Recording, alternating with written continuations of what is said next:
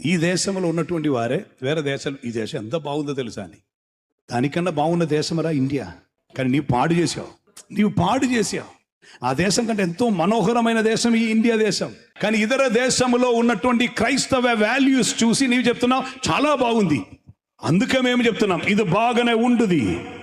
ఇది యేసుని కొరకు సమర్పింపబడినటువంటి వారి చేత బాగు చేయబడుతున్నప్పుడు, బాగు చేయట నైజమై, బాగు చేయట మన రక్తములోనికి రావాలి.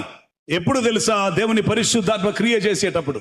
అప్పుడు మనకు బాగు చేయాలని అనిపిస్తుంది, తిరిగి కట్టాలని అనిపిస్తుంది, లేకపోతే పాడైపోని అని అనిపిస్తుంది.